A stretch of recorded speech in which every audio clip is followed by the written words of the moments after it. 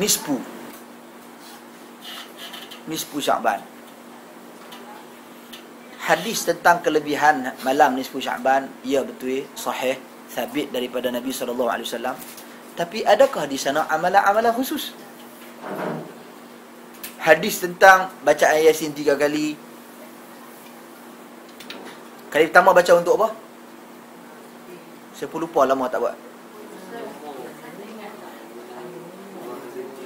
Murah rezeki lagi, panjang umur lagi, jaya dunia. Tak tahulah. Lebih kurang yang penting minta baik-baik semua, bukan minta elok-elok, bukan minta tak baik. Tuan-tuan, ada? Sama ada minta murah rezeki ke, ataupun minta panjang umur ke, minta kebaikan dunia dan akhirat, pakat baca Yasin, pakatlah buat main ayat seorang-seorang segelas. Apa dia panggil? Sebotol. Pakat main ayat, pakat dah baca. Bila kita kata ni pasal apa buat lagu ni? Nabi SAW tak buat pun. Kata mereka lah, kan malam nisfu Sya'ban ni malam yang mulia. Nampak?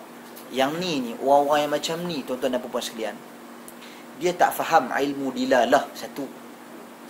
Kedua, dia tak tahu nak membezakan antara hadis yang sahih dengan hadis yang lemah. Kita perhati balik dulu kedua-dua perkara ni. Pertama, ilmu dilalah. Tuan-tuan, kita nak mengeluarkan sesuatu hukum untuk menyatakan perkara ni harus ke, perkara ni haram ke, kita kena tahu ini hadis ni umum ke, khusus ke.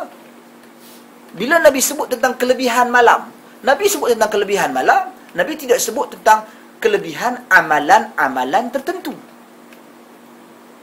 Nak buat baik, buat baik. Mengapa diikatkan dengan Yasin? Mengapa diikatkan dengan solat tertentu? Mengapa diikatkan dengan ibadat tertentu? Dia tak boleh ada ikatan. Bila ada ikatan, kita telah pandai-pandai menjadualkan ataupun telah mengkhususkan sesuatu yang tidak dikhususkan oleh Nabi sallallahu alaihi wasallam.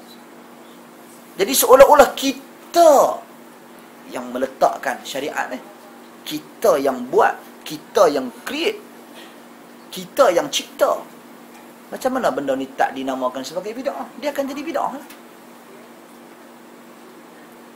Bukan kita larang, kalau gitu malam nisfu Sya'ban buat awak pergi disko. Tak buat, itu benda haram pula. Kalau gitu nak tengok wayang, itu benda haram pula.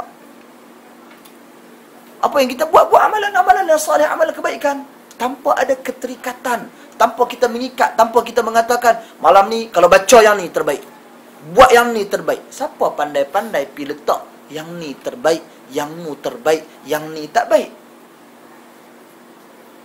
Itu je isu dia sebenarnya. Bukan larang orang buat benda baik, bukan larang orang baca Yasin, tak larang. Tapi masalahnya bila mengkhususkan bacaan tersebut pada malam itu, mengapa? Itu persoalan dia. Satu, gagal lah ilmu dilalah. Tak ada petunjuk pun daripada Nabi perlu ada di sana amalan khusus. Tak ada. Hadis-hadis tentangnya adalah hadis yang dhaif, tak dipakai. Satu. Yang kedua, tentang kedudukan hadis. Hadis dhaif. Tanggungjawab kita. Saya heran bila orang kata, bismillah, bila orang kata, Ustaz, tak apalah, hadis dhaif ni kita boleh beramal untuk fadail amal, bolehlah ada hadis dhaif ni, walaupun dia dhaif Ustaz, boleh juga kita beramal. Saya katakan di sini, tuan-tuan dan puan-puan sekalian, hadis tu lemah. Kita pun dalam kehidupan kita pun seharian pada hari ini, kalau makanan tu tak sedap, kurang sedap, kita tak makan. Kita pun nak cari kedai makan yang sedap. Kita pun nak masak masakan yang sedap. Kita pun nak terima maklumat-maklumat, berita ke, surat abang, kita kata, oh surat abang ni kan betul.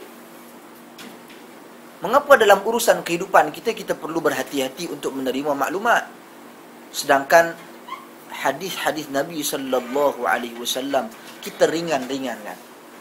Sewajarnya kita kena lebih tegas. Ini sandaran kepada Nabi, ini sandaran kepada agama. Sebab tu kalau nak jatuhkan hukum, kalau nak kata benda ni boleh ke, benda ni tak boleh ke, antara ilmu yang kita kena tahu adalah ilmu hadis. sehingga kita mampu membezakan antara yang mana yang sahih dan yang mana yang lemah. Sebab apa? Sebab kita takut tergolong di kalangan orang yang Nabi SAW sebutkan di dalam hadis, man kadzaba alayya muta'ammidan falyatabawwa maq'adahu minan nar. Barang siapa yang berdusta ke atasku dengan sengaja, siap sedia tempatnya dalam neraka. Hati-hati tuan-tuan dan puan sekalian. Dulu pemalsu hadis dijatuhkan hukuman bunuh, pancung terus. Nama kata ada pemalsu hadis akan dihukum bunuh. Pasal apa? Pasal mereka berani memalsukan agama. Kita pada hari ini tuan-tuan dan puan sekalian, orang palsukan hadis Nabi SAW, orang menyebarkan hadis palsu dibiarkan. Orang langgak lampu merah kena saman. Hak mana hak teruk nak? Nak sambung tak tak boleh. 44 saman. Itu problem dia tuan-tuan dan puan sekalian. Jadi muhasabahlah.